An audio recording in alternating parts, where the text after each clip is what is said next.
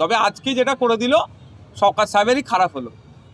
এবার যখন শওকত সাহেবের বা কারো যখন মিটিং মিছিল থাকবে, সাধারণ মানুষ যদি বর্ডারে দাঁড়িয়ে থাকে যে ক্যানিং পূর্ব থেকে ঢুকতে দেবো, এদিকে চণ্ডীপুরে, ওইদিকে জাউলগাছিতে, এইদিকে হাড়োয়ারেতে, ওইদিকে নিউ টাউন হাতিশালাতে, ওইদিকে কসবার দিকে আসার দিকে নারায়ণপুর যদি দাঁড়িয়ে থাকে মানুষজন যে বাইরে থেকে একটাও গাড়ি ঢুকতে দেবো না, তখন থেকে মাছি মারবে।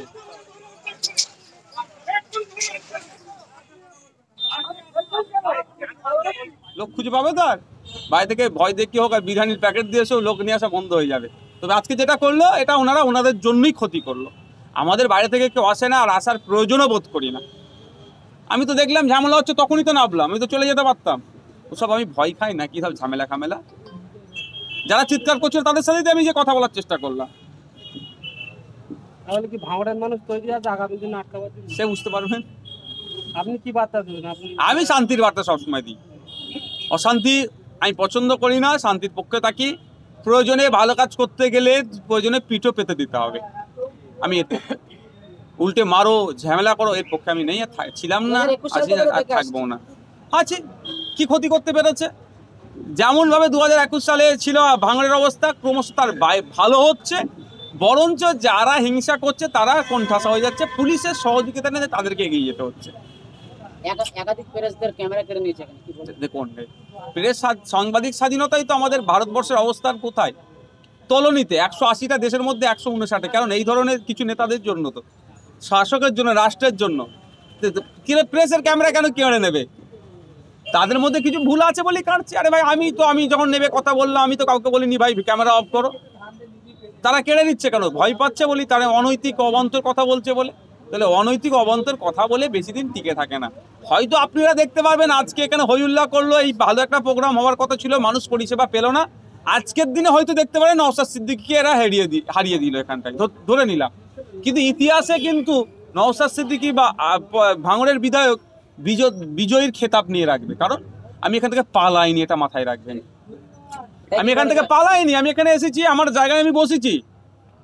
হয়তো 50টা মানুষকে পরিষেবা দেওয়ার ছিল, সেই জায়গায় আমি 5টা মানুষকে পরিষেবা দিলাম, কিন্তু আমি এখানে এসে বসেছি। বিজয়ীর খেতাব থাকবে। আর আজকে যারা ওই 45টা মানুষকে পরিষেবা নিতে দিল না, ওই 45 জনের ভোট আর শাসকের পক্ষে কোনোদিনই যাবে না। কারণ তারা তাদের সমস্যা এসেছিল, কারো আপনার ওবিসি সার্টিফিকেট, কারো এসটি সার্টিফিকেট, কোনো এসটি এসসি বাচ্চাদের পড়াশোনার জন্য, স্কলারশিপের জন্য, তাদের প্যান কার্ডের সংশোধন থেকে শুরু করে বিভিন্নভাবে অরেশন সার্টিফিকেটের যাতে ওগুলো ভ্যালিড হয়, মানে বিভিন্ন ধরনের সমস্যার জন্য আমার কাছে ছুটে আসে। একটা বিধায়কের জয়টা এখতিয়ার আছে, সেগুলো আজকে যারা পেলো না, তারা কি মনে করলেন ভালো হলো নাকি? তা আমাদের লাভ হলো একটা দিক দিয়ে, তারা আটকেছে, আমাদের ভোটটা কনফার্ম হলো, ওদের বিরুদ্ধে ভোটটা যাবে। হবে, আমি তো এসে পৌঁছেছি, এটা মাথায় রাখবে।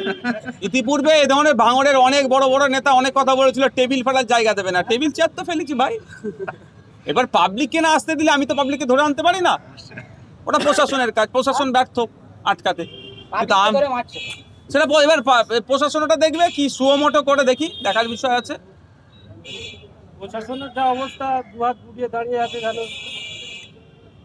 এখন প্রশাসন এতটাই চাটুকারিতায় পরিণত হয়েছে, দলের কাছে আত্মসমর্পণ করে দিয়েছে।